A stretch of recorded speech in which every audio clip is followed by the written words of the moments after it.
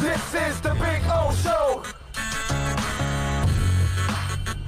This is the Big O Show.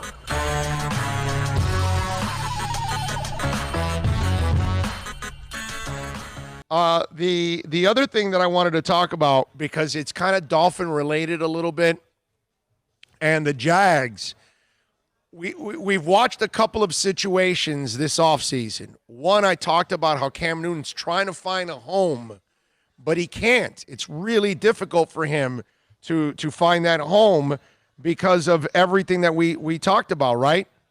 And so now you look at what's it called, Fournette, and here's a guy that wanted also to find a home, right? Because he wants a new contract and he wants a home. And so Fournette, the Jags could not trade him. He's going into his final year of his deal, and they're not going to pick up the fifth-year option, which they shouldn't. He had a really good year last year because he was looking for a contract. And he's been injury-prone all throughout his career. He's been lazy. He doesn't show up to meetings on times, things like that. He's screwed up a lot, okay? And I know some of you out there, and as any fan, you get desperate for any position when you can't fill it, right? And people couldn't fill the quarterback position. And that's why the Tua thing grew more and more and more, because we haven't had a quarterback since Marino.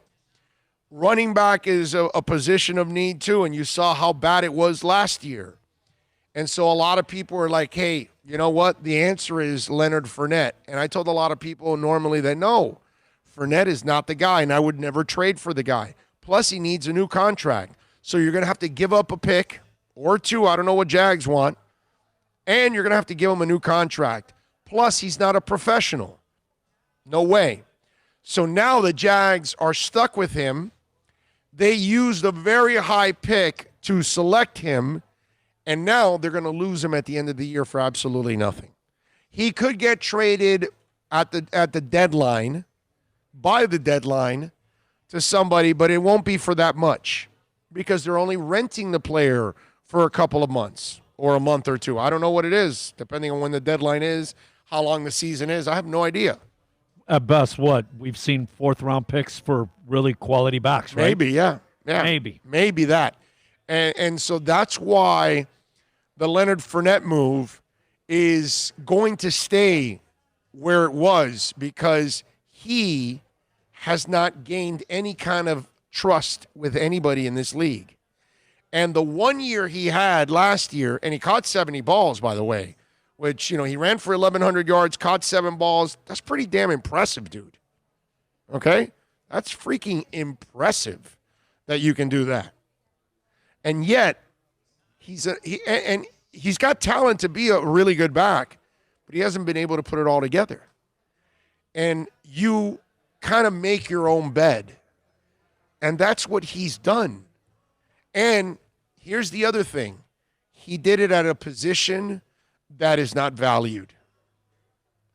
And unless you're considered Zeke Elliott, unless you're considered Saquon Barkley, Todd Gurley before the knee injury, unless you're one of those kind of special guys. Le'Veon Bell before leaving the girls at the house so he could go work out. Yeah, Le'Veon Bell before he left the Steelers.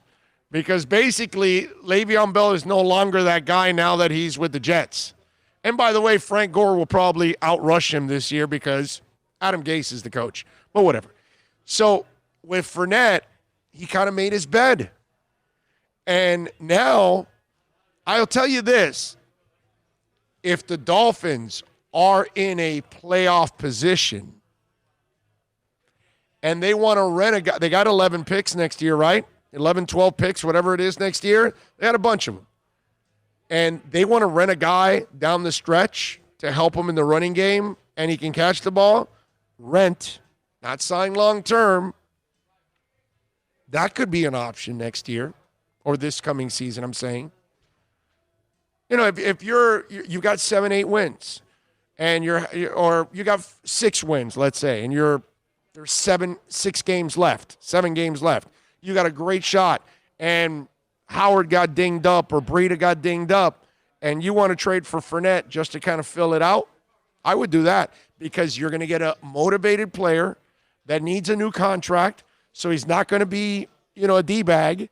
And so now you'll get a guy that's motivated. You'll use him for your needs to get to the playoffs and then get rid of him. You know what you do?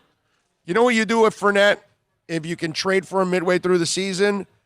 You do a CC Sabathia and the Milwaukee Brewers. You guys remember that? What was that, maybe 8-10 years ago? Milwaukee was on the brink of the playoffs. They traded for CC right before the trading deadline, and I swear to you he pitched every other day. I swear to you he pitched every other day. I mean, they burned. I don't know how his arm didn't fall off that year, but that's what I would have done because they didn't have any intentions on keeping him. So that's the only way I could see you acquiring Leonard Fournette, that you're on the brink of a playoffs, one of your guys got injured, and you run him into the ground in the last part of the season. You don't care if he can walk straight when it's all said and done. Back in the day, you treat him like Ricky Williams. You treat him like CC Sabathia, like the Brewers treated him. Exactly. No, you're not on. I love that when it went down, obviously being a Yankee, because when he moved, I knew when the season's over, we're going to pay. Right. And we did get him. But Yep, I'm with you. Doesn't Fournette come across as a guy that his heart's not in it, right? He's not a real football player, correct? Who? Fournette. Oh, yeah. Well, the effort, there's always injury. Like, he's got a hangnail. He's not playing, Right. Like, he doesn't work his craft. He doesn't really care. His heart's not there. Right.